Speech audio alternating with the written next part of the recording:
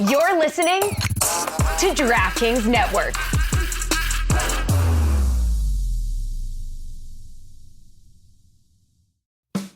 Feeling lucky? All bets are on Bookie, the hilarious comedy from Chuck Lorre and Nick Bakay, starring Sebastian Maniscalco as an old-school bookmaker just trying to stay alive in a world of bad beats. Does a house always win? Find out as Bookie returns for Season 2, December 12th on Max. Please watch responsibly.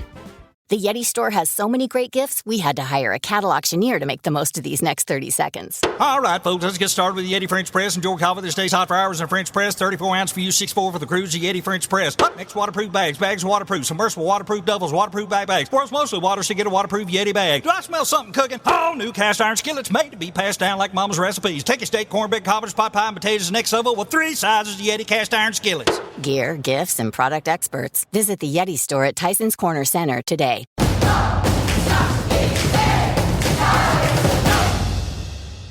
You know what? I just said that. I'm going to interrupt you. Steve Martin. We're going to start. I'm going to interrupt you. No. Okay.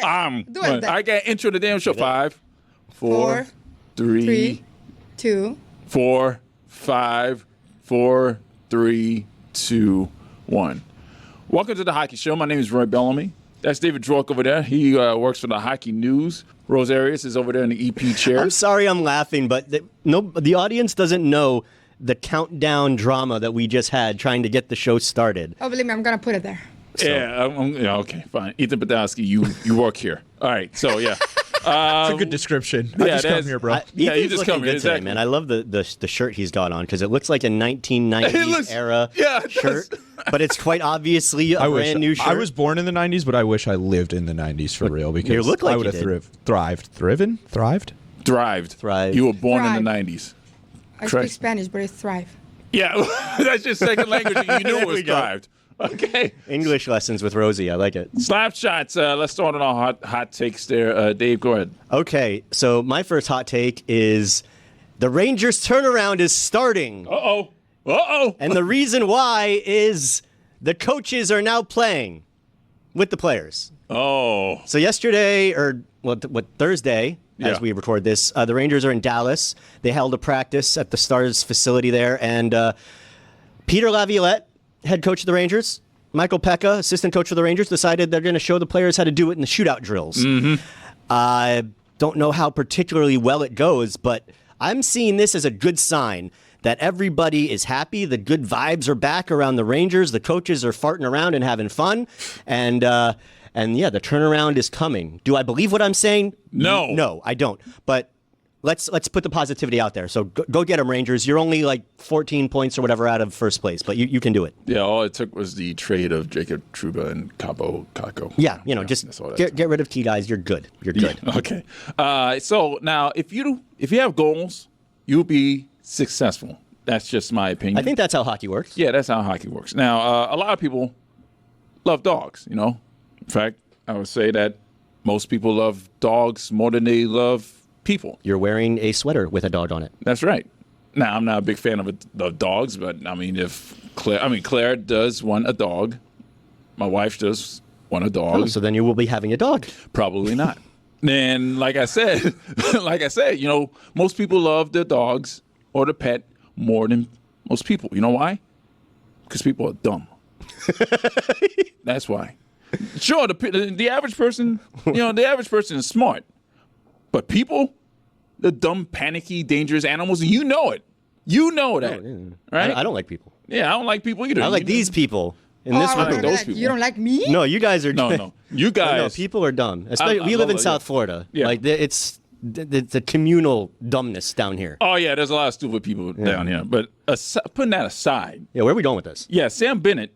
As you know, is currently trying to save pets all over Broward County right now. He has Benny's buddies. He's created this foundation with the help of the Humane Society of Broward County. Every time he scores a goal, a pet gets sponsored for adoption, right? Currently, he has 13 goals. 13. His career high is 28. He's almost halfway there already, and we're not even at Christmas yet. Yeah. So very, very successful right now. Good for Benny. I'm very happy for him, and he's saving a lot of dogs. He's making a lot of families happy. Now, while we're at this section here talking about pet adoptions, I want to give a shout out to one of my best friends in the world. She is currently running a rescue adoption service as well. It's called Rescue Paws. Right now, she's trying to find forever homes for dogs right now. And I just wanted to give a shout out to her, and hopefully some of the listeners would donate to this cause. You can just log on to rescuepawsfl.org and find some dogs some new homes. And I always wanted to say this: have your pet spayed and neutered. God. I have the greatest idea. Nicely done, Mr. Barker. Thank you. Yes. What if we adopt a dog and call it Puck, and it's the hockey show dog? You got to take care of it. Yeah, That's all you. First thing I thought of, who's taking care of the dog? Yeah, it's not me. You got the two dads. I don't have over enough there. room. Yeah, I barely want to bring a dog home to my house. The four of us. My family's already got enough. Yeah. All right. Can we just have Willow be the hockey show dog? Is that Willow cool? is just the Meadowlark dog. Well, because Willow is awesome, and Willow is here, and Willow has a loving home already. No, she's the Meadowlark. So you know what? I'm just gonna go to my hot take because you people don't take me seriously. Okay. But fine. my hot take is literally it's gonna be very hot in Florida. So why are we doing an outside hockey thing in Florida? Rose is a dome. Oh, Lord. It's a dome. But it's outside. It says outside. It's So a it doesn't dome. make any sense. It's a Well, there's a I roof. do- No, I it do doesn't wanna- make any sense. I do want to make. I do kind of agree with Rose here because as excited as I am about a stadium series coming to Florida, it's not an outdoor game if it's in a stadium with a retractable roof where the roof is going to be closed and the windows are going to be closed. All right, so if the windows are open, no, Ethan, this We is how don't it's know going to that happen. They're going to close everything up while they make the ice, and they're going to make sure it's frozen. And then once the game starts, they're going to open. they'll open it and Then then we close sleep. it. No, I think it'll depend on the day. If They're praying for a good weather They're day, gonna right? sleep. They're It's going to praying rain. for a good weather It is day. going to rain. That's That what's would gonna be happen. very appropriate. You know why? Because it rained during the parade. yeah, that would be very appropriate. And that's how that works. That's how it always works down here because shit happens. But how crazy is it though? This is what's just kind of been sinking in over the last week or so since we first found out about this. That the Panthers are It's hosting. still trying to sink in that they want to Stanley Cup. The Panthers are hosting an outdoor game. That's nuts. And yes, I know it's a quote unquote outdoor game, and if it's cool enough on the day that it happens, they'll open the roof up. I'd say I'd probably take the bet that the roof will be closed than open if we're talking odds. Yeah. But who cares? This is awesome. You remember when we were just happy when they got an All-Star game? I remember when it was the playoff chase was what we look forward to every March. Oh man, they're only 5 points out with 2 games in hand. Let's go. 09 finished with 93 points. Was that the year that Missed they the finished playoffs, tied? David Booth, yeah, with the Capitals, I think. The tiebreaker scenario against the Canadiens. Yeah. That one hurt. Losing to the Flyers in Game 81. I remember going to boat campers or something to watch that. Yeah. Life is good as a Panther fan. Well, now it is. Now Now it it is. is. Yeah. Can't say shit to me. Wins of the week. Wins Hey. of the week. Okay, so my win of the week is goalie root. Gotta love it. Young man named Zachary Dietz, the E-Bug in Ottawa, got called into action very late earlier this You week. gotta love an E-Bug. So Anton Forsberg hurt himself during his pregame warm-up routine. So this guy, Zachary Dietz, gets called at 5:45. Yeah. And traffic in Ottawa, anybody that's been to a Senators game knows, it is nuts because there's only one road in and one road out.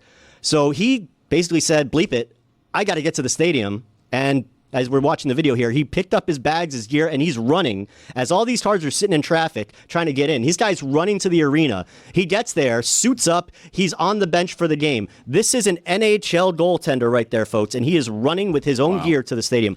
I thought that was so awesome. I would absolutely do the exact same thing if I was him. I would, whatever it takes, get me in that NHL bench. I'm going to sign a contract. That was so awesome. Something that he's going to have for the rest of his life with that video and the experience. Just completely cool, all-encompassing my win of the week. He hoofed it to the arena. Now, we're not talking about a position play. We're talking about a goaltender. So that's extra padding. Oh, yeah, he had a lot of gear. So good for him. That's crazy. My win of the week, we go to Twitter, currently known as X. Mike Commodore had a tweet, and it's on the screen right now. I got to read this. So Jacob Voracek had this tweet. He said, as a Flyer, I definitely think that if the Penguins make the playoffs, you got to respect Crosby, Malkin, and Letang so much more. First ballot trio, in my own opinion. Now, Is that tweet from like 10 years ago and it just like got caught up in his drafts and just now got sent out? Because I'm pretty sure we've known for a little while that those guys are all going to be first ballot Hall of Famers. Yeah, well, first of all, I personally don't have to do a goddamn thing, all right? Fuck that shit. So as far as talking about, first ballot Hall of Famers, I'm not saying that. I mean, maybe Chris Letang, I don't know if Chris Letang necessarily is a first ballot Hall of Famer. But he's talking about trios. Yeah, well, certainly, the 2.0 of Lemieux and Yager. Yeah, but yeah, it was basically one of those, you know how they say Magic Johnson has one of those, treats that everybody deems obvious? Mm-hmm. If there was a Magic Johnson in hockey, that would be Jacob Voracek, I guess, in that situation. Maybe Jake's just trolling. That felt like he was trolling. That would be great. That felt like that was. And Commodore took the bait. Yes, absolutely. I guess so, because Mike Commodore, and by the way, keep in mind, they were both teammates in Columbus.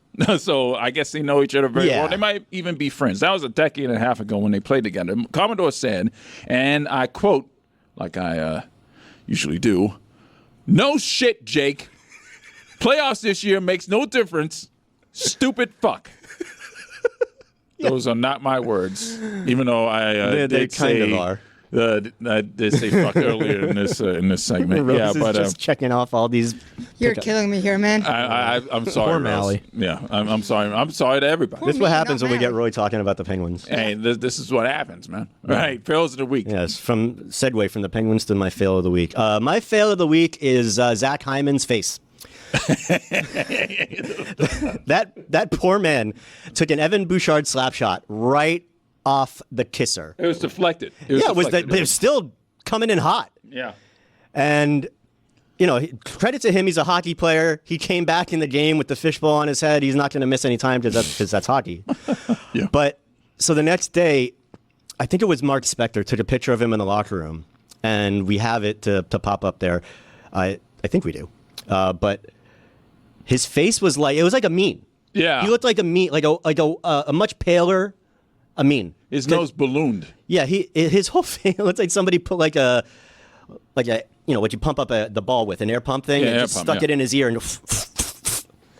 but the point at the end of the day is that he will never miss a game because of this. Like this, how many people take a slap shot off the face? You're not going to see me for a month. But yes, there it is. Wow. Like he looks like he just went 10 rounds with like Rocky Marciano or something like that. Yeah. That's crazy. Zach Hyman's face. Prime example of that would be Duncan Keith in the Western Conference Final against the Sharks. Took puck to the face, lost 8 teeth, I believe. 4 top, 4 bottom. Came back in there. Yeah, that's hockey, baby. That's hockey. My fail of the week is the New York Rangers defense. This is unacceptable. So in the Rangers-Predators game earlier this week, Luke Shen was in front of the net. Now, the video is being played right now. 5. He had 6 shots, 3 feet, probably not even 3 feet in front of Igor Shesterkin. 6 shots in 3 seconds. Not a single Ranger. They're just watching. They're just watching. They're just watching. So you over here talking about in practice, they're having fun right now. And all the coaches and Michael Pekka's over here doing shootout drills. They're doing that shit earlier this week. That's bad. That's bad.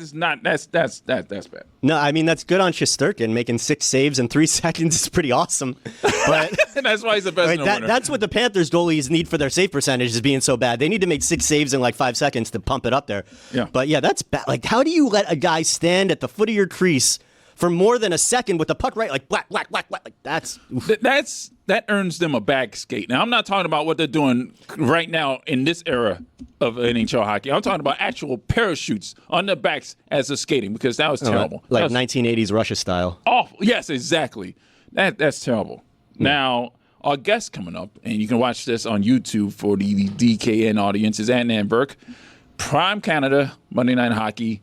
We're going to talk most stories. Paul Maurice, he had a sit-down interview with him, and he has some stories to tell us. So we'll get to that in a second.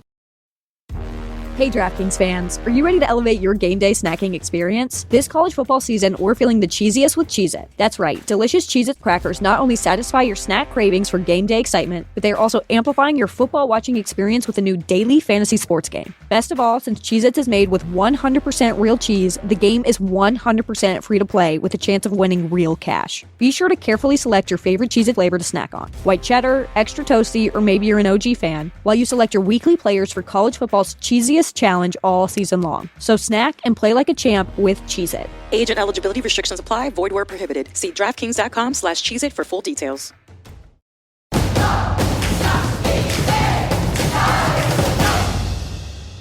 Okay, it's time for our monthly check-in with Adnan Virk of Prime Canada and NHL Network. He's doing Monday Night Hockey, and he has some stories from his sit-down interviews. He's been having some fun lately. Yeah, absolutely. He has the distinct pleasure to have sit-down interviews with some luminaries of the sport, and he just talked to Paul Maurice. Apparently, he has some stories that he wants to deliver to us. So, Adnan, what did you find out from old Mo?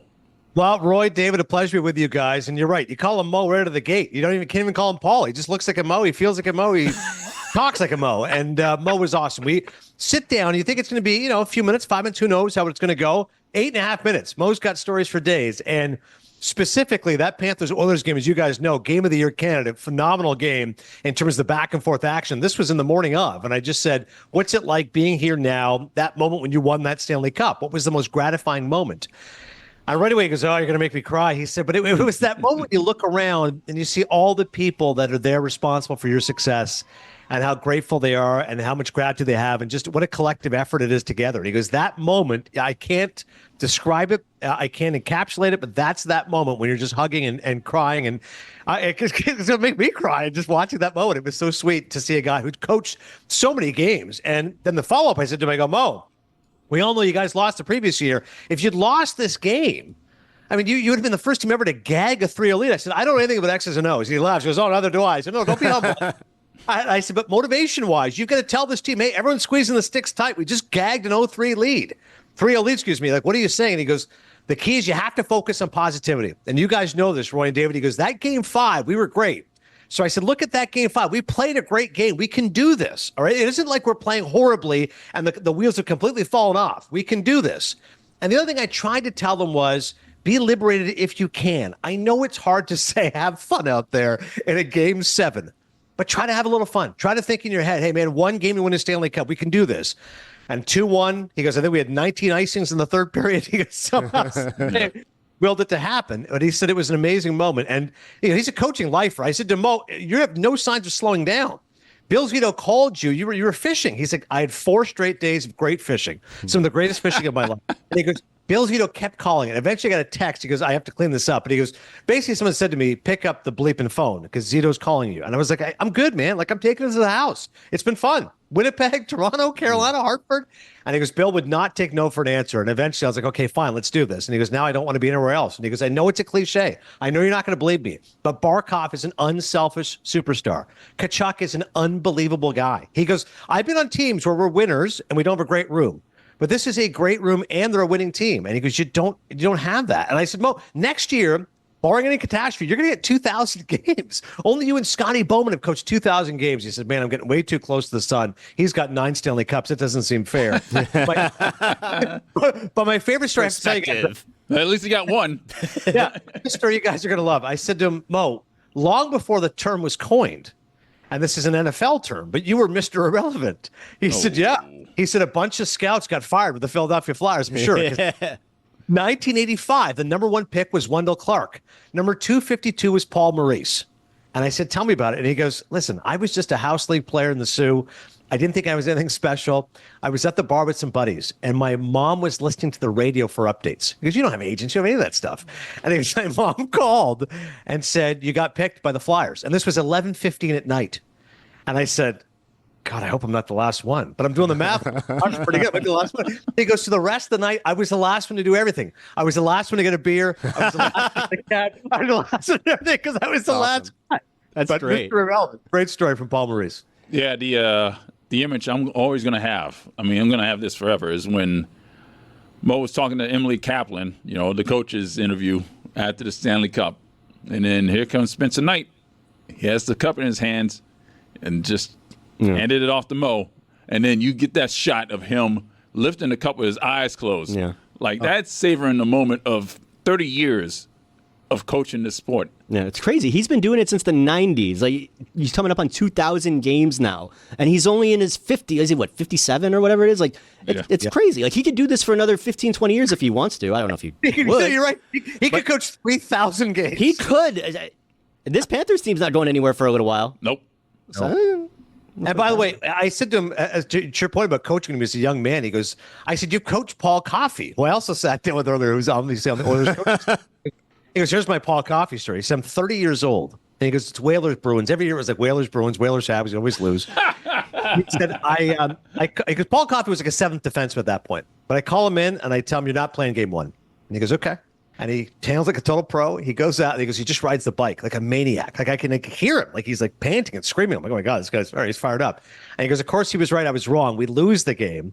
And I put him back in there the rest of the series. And he was awesome. And he goes, it was a good lesson that sometimes people are screaming and yelling and ranting. He goes, Paul Coffey, I'm telling a Hall of Famer, you're not good enough to play. And he's like, okay, I'll prove you wrong. And he was right. And as always, I was wrong. But he said it was a good memory because he goes, I was 30 years old. He goes, you don't understand, that's like 30 years old and you're head coach of a team, the way these guys are eyeing you.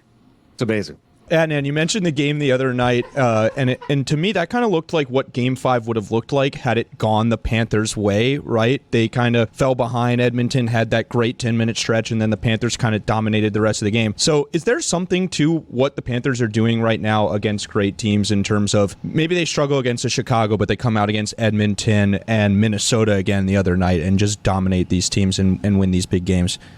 It's a great point. I think if given a choice, would you rather your team plays down? Again, you want them to win every game, but if you have a choice of playing down the opposition or play your best against the best teams, I'll take the latter. Like, okay, that sucks if we play bad against bad teams, but guess what? In the playoffs, we're going to play against great teams, and if we can elevate our play, we can do it. And honestly, to score 6 goals in Edmonton without Barkov, like that's especially after you've just been shut out in back-to-back games. Hadn't scored a goal in over 140 minutes. You've only been shut out once in back-to-back games. Mm-hmm. So with that environment where you're, again, squeezing the sticks tight, no one's scoring, and you put up 6, and you were down, and that quick strike offense, like the ingenuity of Reinhart on that goal, the way he circled, and then just is able to like bank it off of Skinner, like that is, you don't teach that kind of stuff. So I think if I'm a Panthers fan, I know not every game is created equal, but as our friend Tim Kirchin always say, that's a circle game. Like early on, you look at the calendar, you circle that game. Cup final rematch in Edmonton, and then you win that game. Now it's a double circle game. This is motivation. This is going to keep us rolling, and they did after that. And then I want to talk to you a little bit about the New York Rangers because I just don't know what the hell's going on with the New York Rangers. I mean, those 2 trades that they made last week and the week before, I mean, that's like, what's going on here? Something is amiss at Madison Square Garden, and you know what really kind of smacked me in the face this morning is I looked at the standings. They are 14 points behind the New Jersey Devils. Yeah. And it's December 20th. What the hell is going on with the Rangers? Because I've been hanging my hat on Shesterkin, it's okay, Kreider, Zibanejad. Yep. But I don't know. Like, is this going to be like the biggest disappointment Ranger season we've seen in decades? Like, this is bad, dude. They can't get their shit together. Yeah, to quote Yogi Berra, it's getting late early. And I'm glad you get perspective on how far back they're the Devils now. Because you're right, you're accustomed to saying, well, it's not 2025. I'm like, no, once you head into the Christmas break, like, it's go time. And I talked to Arthur Staple of Newsday about it.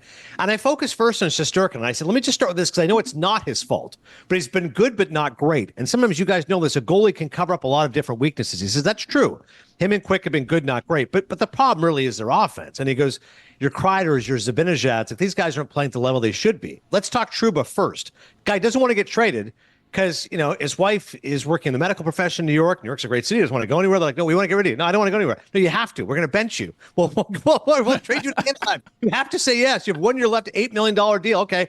By the way, he's the 4th Ranger captain to leave unceremoniously. Yeah. The last Ranger captain to just leave gracefully was Jaromir Jagr. Otherwise, it's Drury. Wow. Somebody get traded like it's crazy. Don't be the Rangers captain. It's not a good sign. Kreider hasn't been good, obviously. Zibanejad. Here's my thing with Kako. Why are you benching him? Like, I've never watched a Rangers game and said to myself, oh, that third line guy, he's the problem. But once you singled him out, I love the fact he stuck up for himself. He's like, yeah, I didn't realize like I was the issue. Like, you're gonna make an example out of me. Like, bench Zibanejad. Bench Kreider. Bench one of the top guns. That will get everyone's attention. Whether or not they deserve it or not, that will get... What happened with the Flyers towards bench Michkov? Didn't deserve it. Maybe it's part of the plan. You're going to get my attention. 2 games healthy scratch. Michkov's the favorite to win the Calder along with Celebrini. Like, if you're going to do something, do it with an impact. Otherwise, you bench Capo Caco, who seems curiously inexplicable. Why is this happening? Then gets traded. The trade doesn't seem like you're giving get much anyways right now. So it feels like, guys, it's leading to a potential Peter Laviolette firing. I like Lavi. I think he's been a good coach, been there a long time, been in the NHL a long time. But eventually, because you can't fire the players, you have to fire the coach. And to your point, David, it is getting late early. This is concerning for the Rangers. How do you win a President's Trophy and all of a sudden you're flailing around fighting to make the playoffs? It's crazy. I have a question for you. I'm going back to the Panthers. Do you think that this season they were like, oh, we're winning Game 3, but we're not going to win 4, 5, and 6 because it will make a great movie like the last... for real. The last 15 seconds, you didn't even know if they were going to win, and they had the puck for them. So all the slow-mo and the Hans Zimmer music and everything. So do you think they did it for, like... for music? They did it for shits and giggles. I like it. For dramatic, listen, excellent shout out to Hans Zimmer. I mean, who's one of the great composers of all time. A great score, can do everything. The new Superman trailer just came out. One of my friends was like, man, what a great it was really good. Yeah. Fantastic. That looks so good.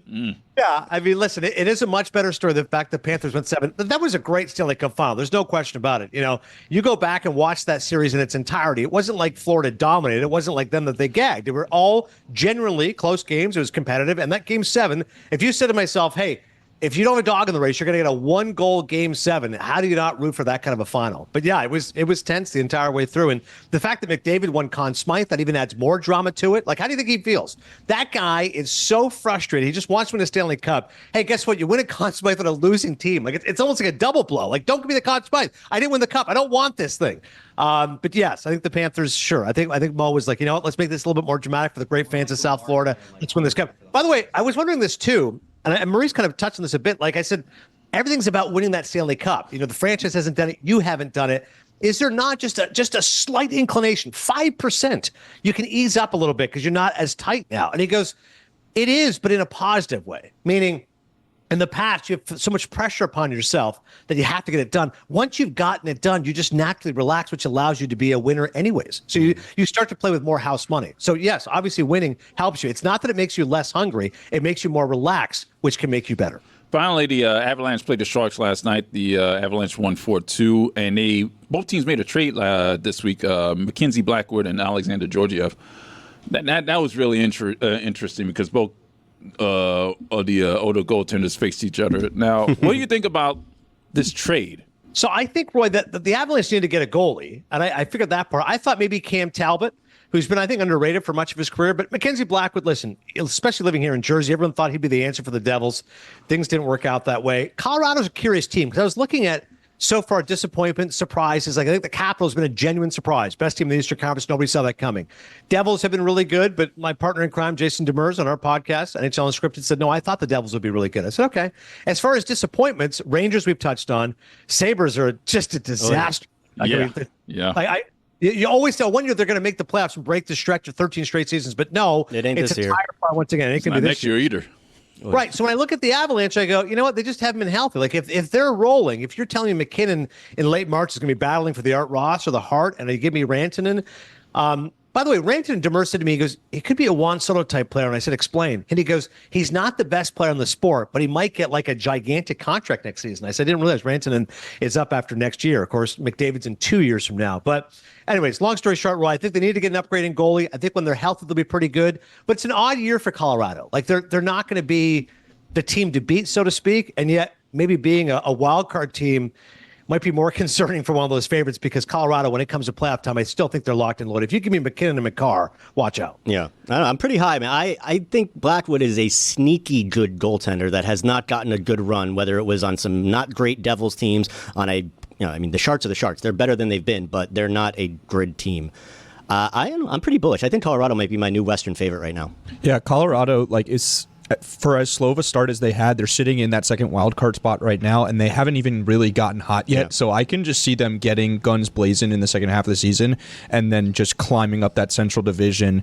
And they're actually tied on points right now with Dallas, who everybody loves Dallas, right? And they're sitting right behind Dallas in terms of the Central Division, and I just see them getting hot in the second half and rolling. Yeah, and Dallas has been pretty good without Jason Robertson being Jason Robertson. Like, they've had other talent stepping up. Obviously, Ottinger's had a great season as well. So, yeah, Dallas and Colorado, I mean, God, that's like old school 90s matchups. That's like, I can feel the ESPN theme and Gary Thorne with the call right now. Oh, yeah. Florida, Texas, little Stars Avs. That'd be great. All right, Adnan, you can catch him in Canada if you're living in Canada. On Prime Canada for Monday Night Hockey, you can catch him on NHL Network. And once baseball season starts, MLB right around the corner, man. Yeah, well, winter ball right now. Yeah. All right, Adnan, we appreciate you showing up, and we'll see you in January. All right, Roy, David, my pleasure. I'll book my monthly appearance soon. I'll see you guys in January. Be well, brother. Happy holidays. Stugotz here. Right now, my friends over at Simply Safe are extending their massive Black Friday deal for our Batard Show listeners. Simply Safe is the home security I trust to keep my home and family safe. I've been telling you that for years. This is your last chance to protect your home at Simply Safe's lowest prices of the year. Simply Safe is a new way to protect your home that stops intruders before they break into your home. Old school systems only take action once someone is already inside your home. That's too late. Simply Safe's Active Guard outdoor protection changes the game by preventing crime before it even happens. Simply Safe is extending its massive Black Friday deal for our listeners. This week only, you can take 50% off any new system with a select professional monitoring plan. This is your last chance to claim their best offer of the year. Head to simplysafe.com/DLB to claim your discount and make sure your home is safe this season. Don't wait. This offer won't last long. Keep your home, your family, and your peace of mind protected with Simply Safe. There's no safe like Simply Safe. Folks, listen up. Smirnoff knows there's no I in football. Football's a we thing, an experience that is best joined together with good drinks and good folks. Smirnoff is the world's #1 vodka and is the official vodka partner of the NFL. And this year, there are more opportunities to watch football and make delicious Smirnoff cocktails than ever before over the holiday season. From Thanksgiving to Black Friday and Christmas, Smirnoff and the NFL are with you every step of the way. So this holiday season, when you're enjoying the game and your cocktails, please make sure you drink responsibly. Take a minute, make a plan, never drive impaired. Smirnoff, we do game days. Please drink responsibly. Smirnoff, #21 vodka, distilled from grain, 40% alcohol by volume. The Smirnoff Company, New York, New York. Please do not share with anyone under legal drinking age.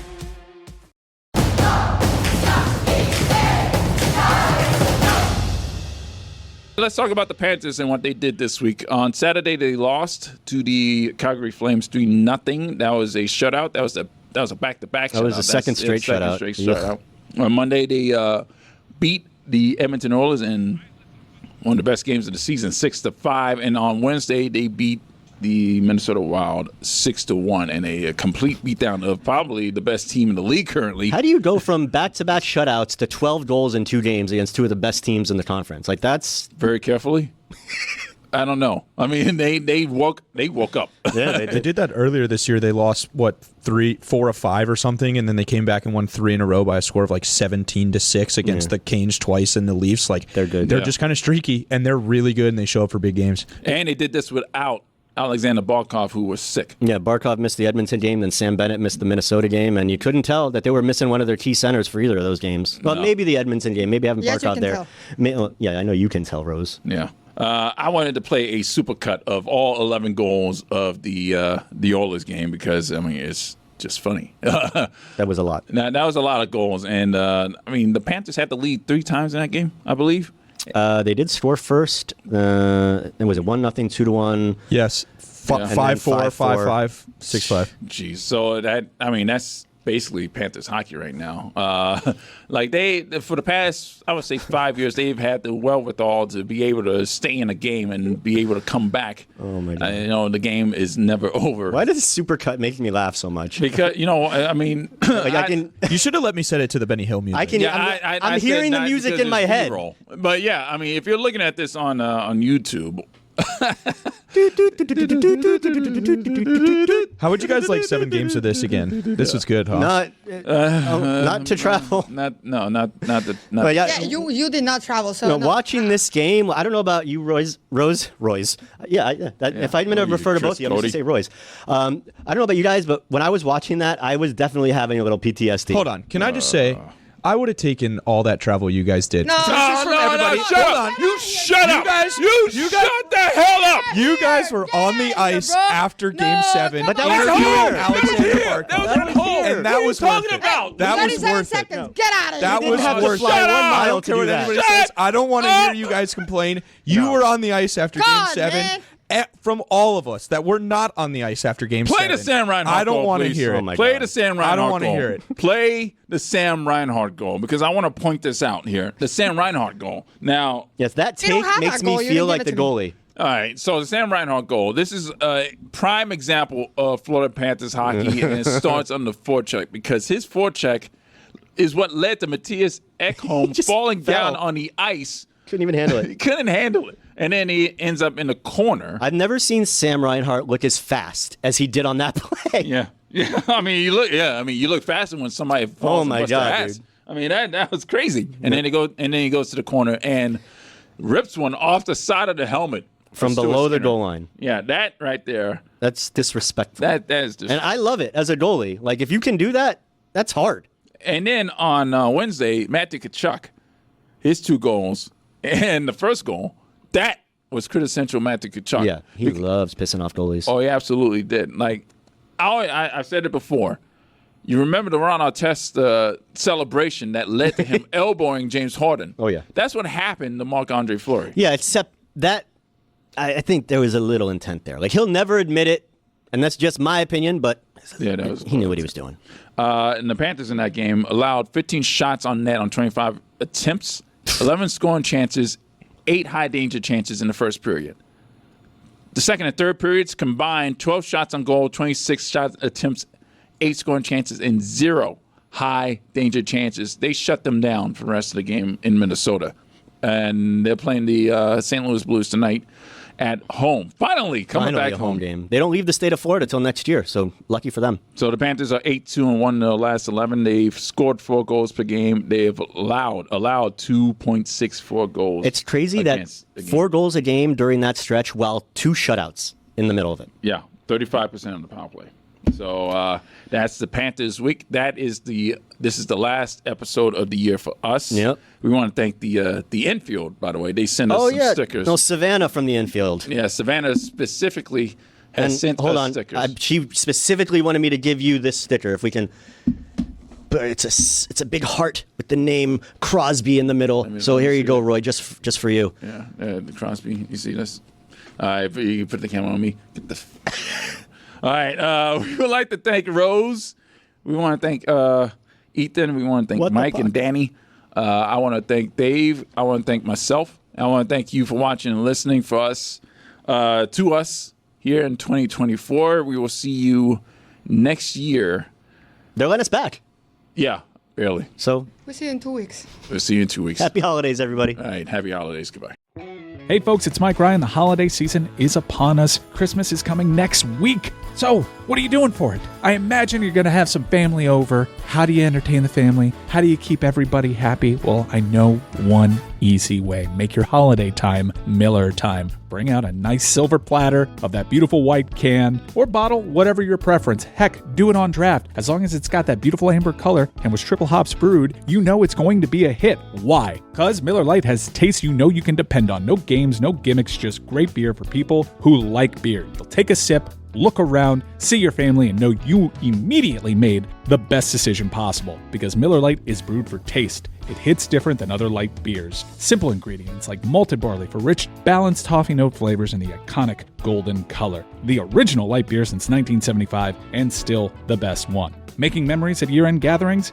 Tastes like Miller time! Go to MillerLite.com/stand to find delivery options near you, or you can pick up some Miller Lite pretty much anywhere they sell beer. Celebrate responsibly. Miller Brewing Company, Milwaukee, Wisconsin. 96 calories and 3.2 carbs per 12 ounces. Fewer calories and carbs than premium regular beer.